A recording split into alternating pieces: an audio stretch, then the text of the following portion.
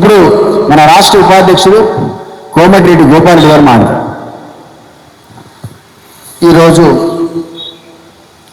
ఈ దీక్షా శిబిరానికి అధ్యక్షత వహించిన రాష్ట్ర లోక్దళ్ నాయకుడు మన ప్రీతమ ఎమ్మెల్సీ దిలీప్ అన్న గారికి, అదేవిధంగా ఈరోజు రాష్ట్ర జనరల్ సెక్రటరీ, అదేవిధంగా మిగిలిన మిత్రులు, జిల్లా నుంచి వచ్చిన అందరూ కూడా, జిల్లా నుంచి ప్రతి ఒక్క వ్యక్తులు, ప్రెసిడెంట్లు, సెక్రటరీలు, టీం అందరూ కూడా వెల్కమ్ చేస్తూ ఈరోజు నిజంగా ఈరోజు సామాజిక తెలంగాణ అనే విషయాలలో నిజంగా ఈరోజు మనం వెనుకబడినట్టు ఒకసారి అనిపిస్తుంది. ఒకసారి వ్యవసాయంలో కానివ్వండి, ఎడ్యుకేషన్లో కానివ్వండి, కొన్నిట్లో మనము వెనుకబడిన పరిస్థితులు కనిపిస్తున్నాయి. మీకు తెలుసు, ఈరోజు గవర్నమెంట్ తలుసుకొని ఈరోజు ప్రతి ఒక్కరు కూడా ఇవాళ ఒక మంచి గాలి, మంచి నీరు, మంచి ఆహారం ఇచ్చే పరిస్థితిలో మనం ఎవరు లేము.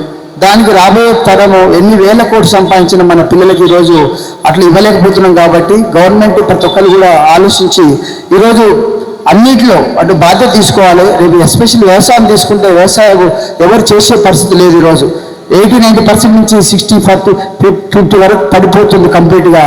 వాళ్ళకి గిట్టుబాటు ధర లేక, అదేవిధంగా నకిలీ విత్తనాలు, మెయిన్గా నకిలీ విత్తనాలు ఎన్నో కష్టాలు పడి వాళ్ళు చేసుకున్నప్పుడు విత్తనం వేసిన తర్వాత విత్తనం మొలకెత్తినా కూడా ఈరోజు తన పంట వచ్చే పరిస్థితి లేదు. కాబట్టి అవి చాలా దౌర్భాగ్యమైన పరిస్థితి. ఎంతో కొంతమంది ఈరోజు వ్యవసాయం చేయడానికి ముందుకు వస్తున్నారు. ఆ ముందుకు వచ్చిన వ్యక్తుల్ని కనీసం వాళ్ళు కాపాడుకోవాల్సిన బాధ్యత ప్రభుత్వాన్ని ఉంటుంది, ఇదేదా లోక్దళ్ కూడా ఉంటుందనే ఆలోచన. ఎందుకంటే మీరు అందరూ కూడా ఆలోచించాలి. రాబోయే కాలంలో రైతులే లేకపోతే ఆహార క్షోభం ఏర్పడే పరిస్థితులు ఉన్నాయి. ఇప్పటికే మీకు తెలుసు, ఒక 10-20 సంవత్సరాల్లో 1 బస్తా యూరియా వేసిన వ్యక్తులు ఈరోజు 20 బస్తాలు యూరియా వేయకపోతే ఇలా పంట వచ్చే పరిస్థితి లేదు. కాబట్టి ప్రతి ఒక్కరు కూడా ఆలోచించుకోవాల్సిన విషయం ఏంటంటే, ఈరోజు ఒక సేంద్రియ వ్యవసాయానికి నేను ప్రియారిటీ ఇవ్వాల్సిందిగా రిక్వెస్ట్ చేస్తున్నాం మా తరఫు నుంచి. సేంద్రియ వ్యవసాయం ఈరోజు మనం ప్రోత్సహించలేకపోతే రాబోయే తరం నిర్వీర్యమయ్యే పరిస్థితులు ఉంది. కాబట్టి గవర్నమెంట్ ఈరోజు ఆలోచించి సేంద్రియానికి ఎక్కువ ప్రియారిటీ ఇవ్వగలిగితే తప్పకుండా తన రైతులు తన సేంద్రియానికి చేసే పద్ధతులు ఉంటాయి. దానికి ఈరోజు వెసులుబాటు కల్పించాలి. మధ్య దళారీలు ఎక్కువ కావడం వల్ల ఈరోజు రైతులకు ఎక్కడ కూడా గిట్టుబాటు ధర లేదు. అదేవిధంగా ఈరోజు రైతులను చూస్తే ఖర్చు చూస్తే చాలా భారీడు, ఇన్కమ్ చూస్తే చాలా చారిడు. ఎందుకంటే లాస్ట్కి వచ్చేసరికి 2 రూపాయల కిలో టమాటాలు ఒక పడబోసే పరిస్థితి ఉంది. కూరగాయలు ఏరితే దానికంటే అమ్మితే దాన్ని తక్కువ ధర వచ్చిన పరిస్థితులు ఈరోజు రైతున్నారు. కాబట్టి రాబోయే తరానికి వ్యవసాయమే లేకపోతే, రాబోయే తరం వ్యవసాయం లేకపోతే ఆహార సంక్షోభం విపరీతంగా ఉంటుంది. కాబట్టి దయచేసి ప్రభుత్వాలు ఈరోజు ఆలోచించుకొని ఈరోజు సేంద్రియ వ్యవసాయానికి ప్రియారిటీ ఇచ్చినట్లయితే తప్పకుండా వ్యవసాయదారులు కనీసం కొంతమంది వ్యవసాయానికి మొగ్గు చూపుతారు. మన యొక్క కల్చర్ని, మన భారతదేశం యొక్క ప్రకృతి ఆహారాలు అందరూ కూడా ముందుకు తీసుకెళ్తారు. నెక్స్ట్ జనరేషన్ వాళ్ళు చేయగలిగితే మాత్రమే బాగుంటుందని ఆలోచన. అదేవిధంగా ఇక్కడ ఈరోజు వచ్చిన ప్రతి ప్రెసిడెంట్ కూడా ఎంతో కష్టపడి ఈరోజు దీన్ని డెవలప్ చేస్తున్నారు. మీ దగ్గర కూడా ప్రతి ప్లేస్లో కూడా వాళ్ళకి రిప్రజెంటేషన్ ఇచ్చి రైతులను ప్రోత్సహించే విధంగా మీరు చేస్తారని ఆశిస్తున్నాము స్టేట్ నుంచి. అదేవిధంగా ఈరోజు మరి చదువు విషయాలకు వస్తే, చదువు విషయాల్లో ఈరోజు నిజంగా మనం వెనుకబడిపోతున్నాం.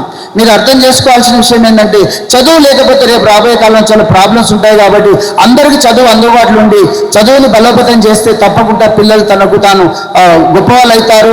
గొప్పవాళ్ళు తన ఫ్యామిలీకి, తన నేషన్కి ఒక బాధ్యతాయుతమైన పిల్లలు తయారు చేసిన రెస్పాన్సిబిలిటీ మనకు ఉంది. కాబట్టి ప్రభుత్వాలు కూడా అర్థం చేసుకొని ఈ విషయము ముందు తీసుకెళ్తారని ఆశిస్తున్నాం.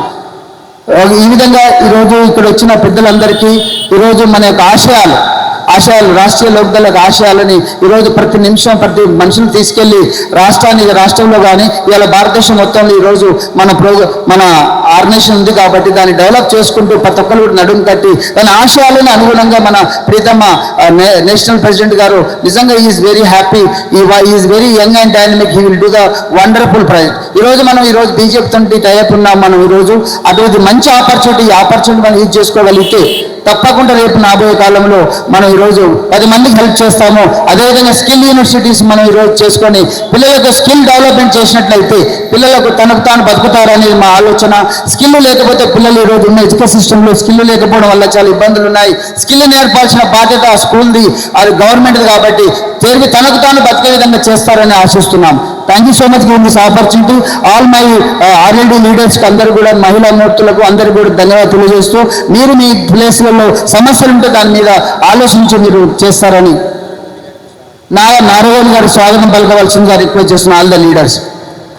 యా అదేవిధంగా మీరు ప్రతి ఒక్కరు కూడా ఆలోచించి సంస్థాగత ఎన్నికల్లో రాబోయే కాలంలో ప్రతి జిల్లా level, mandal level, village level మనం ఆర్గనైజ్ ఎగ్జామ్ చేసి రైతులకు సపోర్ట్ చేస్తారని ఆశిస్తున్నాను. Thank you so much for this opportunity all my RLD leaders. Thank you so much. Thank you.